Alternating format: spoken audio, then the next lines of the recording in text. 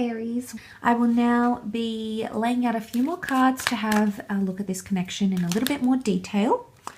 So first we'll start off with the basis of this connection. What is bringing the two of you together? Perhaps like the central theme of this connection. And then we'll look at the strengths and areas of challenge. So let's see what comes up in the cards here. Okay, inner voice. That's quite beautiful, Aries. You do have a number 1 here, and this is very powerful. So a new beginning or a fresh slate of some kind. So straight away, this points to quite a strong beginning.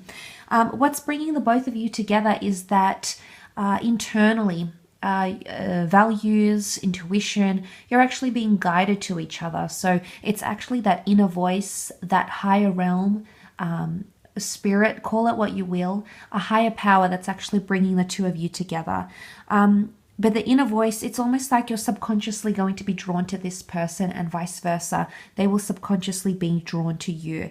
And this is very powerful, but because I feel like it's almost like fate or God, or it's almost like this higher power is actually in favor of this person. So I sense that there may be some very interesting circumstances, like this person will continue to pop back up for you, Aries. And I think there's a reason why. I really do. Nonetheless, let's have a look at strengths of this connection and see what comes up around the both of you. Okay, judgment has come up twice, so it can be one of your strong points.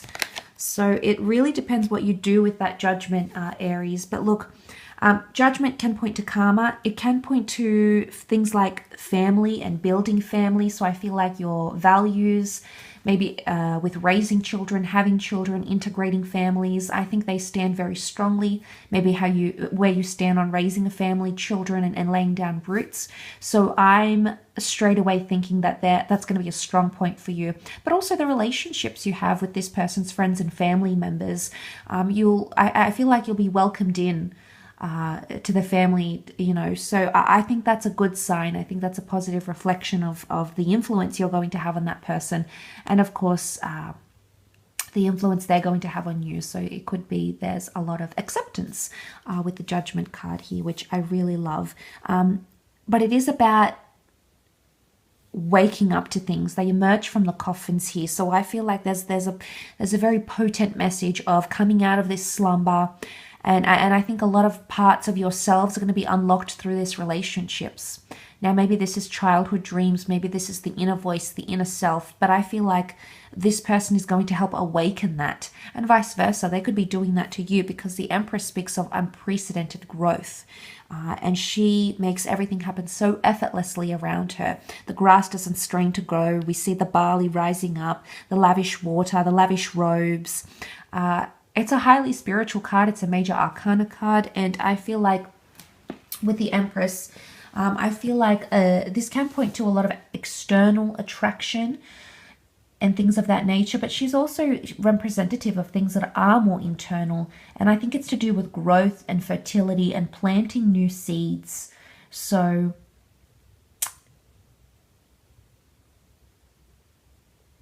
I feel like you'll want to grow together. If something isn't to your liking, Aries, or it's not to their likings, I feel like you're willing to sort of meet halfway. I definitely feel there's a lot to do with compromise and sacrifice, and that's evidenced with the 3 of Pentacles. You can see the merchant, the court gesture, and the monk actually all, they're from very, very different walks of life, but they make it work. They're at this sort of pillar which symbolizes strength, an archway, a doorway.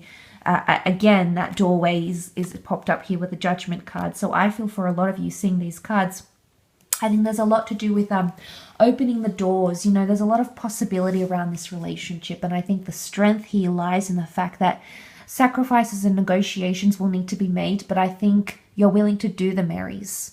I don't know if you might not have been before. You might have been stubborn, or maybe you weren't willing to do a lot for that person. But I think this time around in this relationship, that could be a game changer, is the amount you're willing to sacrifice or compromise or sort of negotiate and talk about things. This is an openness. It's open-mindedness. And I think that's going to definitely be a strength here for the both of you when you come together in this relationship. I do feel it's also trust and maintaining identity. The identity of these people is maintained here through their costumes. So I feel like you're not really going to lose yourself in this person, Aries. I think that's a very common thing, actually, when people get involved in relationships. You know, it's only natural to lose a part of ourselves, I guess, in this person. But too often, people lose their whole identity and are so dependent on this other person, and it creates that burdensome energy. But I don't think that's happening here for you, okay? Let's have a look at areas of challenge. Okay, sometimes the Ten of Wands can indicate one person doing a lot of the hard work or carrying a lot. And Wands can be you, Aries. I mean, this person might be a fire sign too. However, you know, you've got Sagittarius here with the Temperance card. So look, I don't think it's deterministic just because the Wands have come up that it's all going to be you. I think time will tell when you come together to this relationship, and you'll really see what role you are playing and what role your partner is taking on. But nonetheless, the Ten of Wands can be, it's almost like dumping a lot on the other person. You know, it could be pressure or pacing, because pacing, he's very slow and steady because he's got something heavy, he's got something to work with. When the Knight is excited, he feels like free, he just wants to tackle it, he wants to get in there. So I think especially more in the beginning when you start to form this relationship, you're going to see a line drawn in the sand where one of you is definitely treading more cautiously. The other is or has the excitement of the Knight of Wands. And there's a strong thing to do with patience here. But it's also, if I see all these cards and I read them together, I think it's inconsistency, Aries. And that could be difficult. The Ten of Wands is slower. The Knight of Wands is more impulsive. And then the Temperance here reminds us to be patient and have moderate, have a moderateness in each situation. So this makes me think there's some inconsistencies in the relationship, okay? And you're going to have to work on inconsistencies. That might be one of the issues here. I don't know if it's distance. The Knight of Wands is often seen as a traveler. He does have a bit of an unsettled energy to him. So I think there's someone who might, you know, as much as I said they might like routine and things, I don't know. I think they fear this in a way. And if it's not them, Aries, it could be you. It could be you fearing these things, because not that the Knight of Wands is fearing these things. He's not. But he doesn't stay in a place for too long.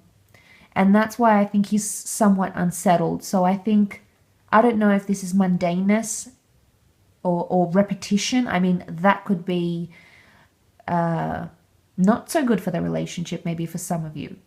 Really depends on what this person is used to and what they like. And of course, I know you need variety and you need those things. So it might be something that you end up struggling with, Aries. But you do have the Temperance card here, and the Temperance card is honesty and straightforwardness. But because we're reading it in a context of challenge, so for example, it would probably be the equivalent of reading these cards reversed in a way. I feel like with the Temperance card here, this is a bit of dishonesty. So, or impatience. Or more, it's not deception in a way. It's more that avoidance or waiting too long to reveal what you want or what you're happy with or where the problems lie or what doesn't sit well with you. I think it's these things that are coming up that could be challenging for you, because the angel here tries to mediate. And you know, angels have come up around you a couple times around this relationship, but angels are intermediaries, they're messengers. And I feel like with the Temperance card here, it's something to do with communication. I think it's avoidance of communication. And I think that's something that you're going to have to sort of keep an eye out on when the two of you do connect in this relationship. But look, I do hope this reading has helped you out and given you a little bit of more insight, Aries, into this connection.